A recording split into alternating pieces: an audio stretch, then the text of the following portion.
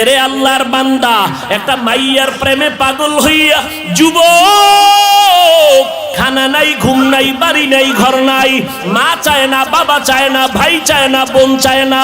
আম্মা জান কয় তুই এরকম কেন করো? সন্তান কয় আমি এমন কেন করি আমি জানি না কেমন করি। মাইয়ার প্রেমে পাগল হইয়া সন্তান কেমন পাগল হইছে, কেমন করে জানি না। খানা নাই, ঘুম নাই, কয় মা লাগবে না, বাপ লাগবে না। একটা মেয়ের পেছনে পাগল হইয়া যুবক যদি সব বিলীন করে দেয়, পাগলামির মতো রাস্তায় ঘুরে। একটা মেয়ে যদি যুবকের জন্য পাগল হইয়া পাগলামি করতে পারে, মা চিনে না, বাবা চিনে না, ভাই চিনে না, বোন চিনে না, কয় মা লাগবে না, ভাই লাগবে না। ও আল্লাহর বান্দা, এটা তো একটা মাখলুক, আর এই মাখলুকটারে যিনি বানাইছেন তিনি আমার খালিক। ওই আমার মাওলার মোহাব্বত যার সিনার মধ্যে একবার ঢুকবে, ওই বান্দা যে গবেষণা করে হাঁটতে, চলতে, উঠতে, বসতে, যখন আমার মালিকের নিয়ে গবেষণা করে, ওই মাওলার মোহাব্বত যখন অন্তরের মধ্যে জমা হয়ে যায়, ওই বান্দা দিন দিন দিন দিন শুধু মায়া বাড়ে, মোহাব্বত বাড়ে, বাড়তে বাড়তে বাড়তে বাড়তে মাওলা ভালোবাসায় বান্দা যখন ডুব দেয়, ওই বান্দা তখন নিজের স্বাভাবিক অবস্থাকে ধরে রাখতে পারে না। তখন বান্দা কেমন করে নিজেও বুঝে না। ওই বান্দাকে জিগায় তুমি এমন কেন করো? এই বেটা, ও শুনতে আইছি, তুই এমন কেন করো? কয় কি করি আমি? আমি তো কিছুই করি না, আমারে কে জানো করায়। इश्क़े आशो लस्ते कोचू बरफरुक हर चीज़ माशूक़े बाकी जुमला सुख आशिकारा मिल्लतो मज़हब जुदा आशिकारा मिल्लतो मज़हब खुदास। কে বুঝবে? এই বেটা, ভালোবাসা ভালোবাসা বুঝো, ইশক বুঝবি না, ইশক বুঝবি না, ভালোবাসা বুঝো না। ভালোবাসা একটা আগুনের নাম।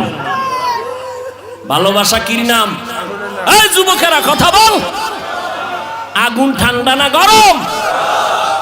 গরম কি সব সময়? এটা তো তাপ ছড়ায় দেয়। আগুনের অভ্যাস শুধু জ্বালায় দিবে, জ্বালায় দিবে।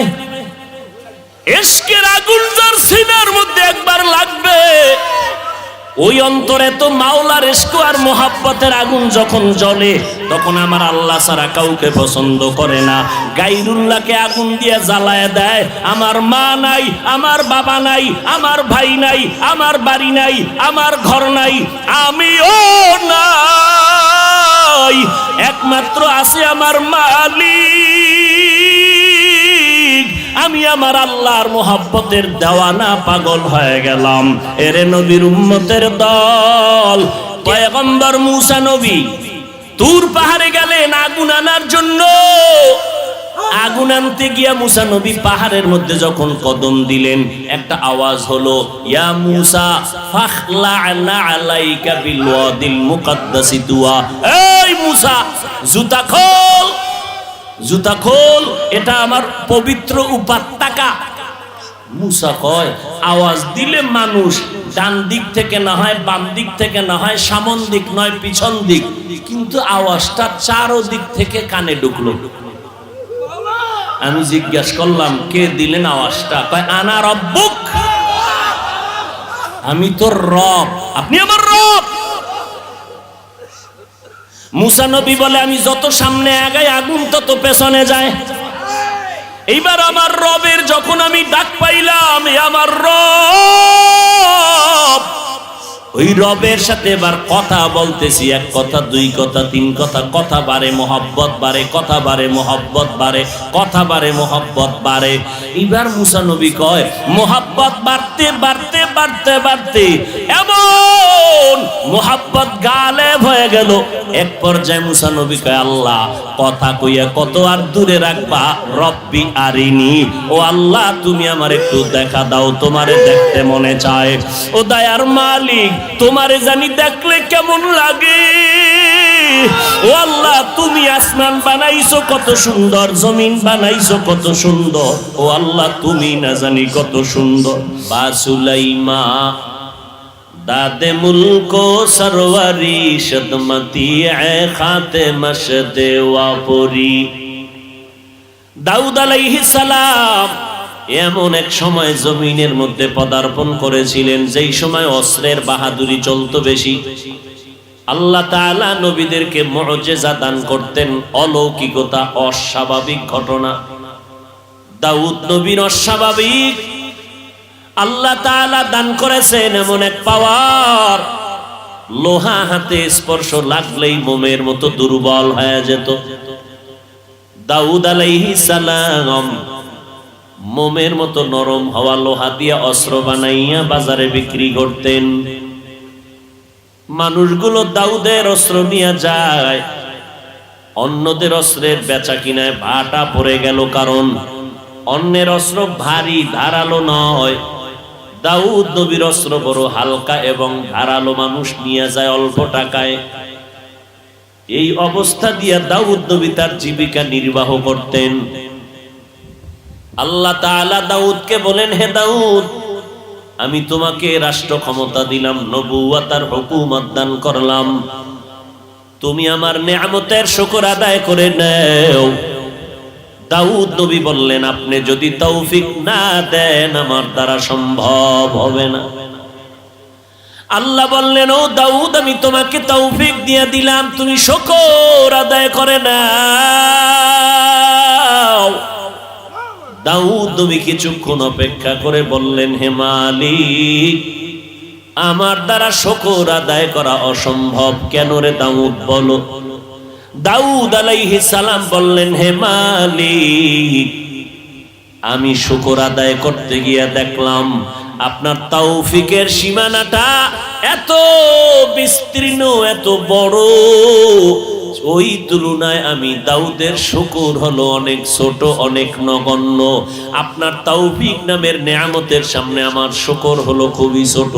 আল্লাহ জানায় দিলেন, দাউদ রে, তুমি যে উপলব্ধি করতে পেরেছো আমার তৌফিক নামের নেয়ামতটা অনেক বড়, তোমার পক্ষ থেকে শুকর হলো নগণ্য। এই উপলব্ধি করাটাকে আমি শুকর হিসাবে গ্রহণ করে নিলাম। তাহলে তৌফিক এটা আলাদা একটা নেয়ামত। এজন্য বান্দা আল্লাহর কাছে তৌফিক চাও। ইজা সাআলতা ফাসআলিল্লাহ ওয়া ইজা ইসতাআনতা ফাসতাইন বিল্লাহ। যদি কিছু চাও বান্দা আল্লাহর কাছে চাও। সাহায্য কার কাছে চাইবা? আমার নবীর মতো কোনো নবী নাই, আমার নবীর মতো কোনো দাম নাই, আমার নবীর সাথে কারো তুলনাও নাই।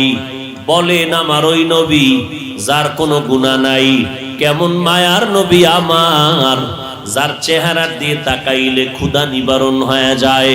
কেমন মায়ার নবী আমার, যেই নবীর ঘাম থেকে মিশকের ঘেরান পাওয়া যায়। আমার মায়ার নবী যেখানে কদম রাখে, কদম মোবারক থেকে মিশকের ঘেরান আসে, ওই জায়গা থেকে দীর্ঘদিন। ও নবীর আশেকের দল, আমার ওই মায়ার নবীর জীবনে কোনো কিছুর প্রয়োজন যদি হতো, বলেন কার কাছে চাইতে? আল্লাহর কাছে আমার নবী হইয়া যদি আল্লাহর কাছে চাইতে পারেন, আপনার আমার আল্লাহর কাছে চাইতে কেন বাধা বলেন? আল্লাহ দিতে পারে না, তাহলে মাজারে চান কেন? কবরওয়ালার কাছে চান কেন? পীরের কাছে গিয়া চান কেন? কার কাছে চাইবেন? পীরের কাছে চাইলে দিবেনি?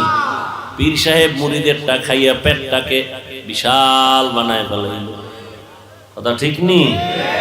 ভাইরা আমার,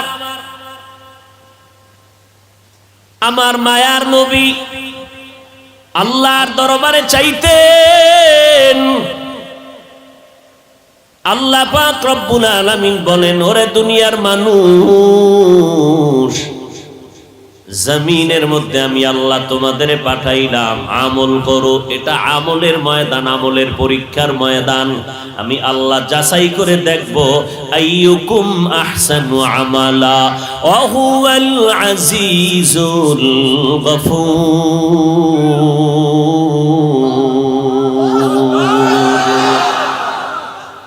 আমি যাচাই করে দেখব কারা ভালো আমল করে। আজকে একদল বলে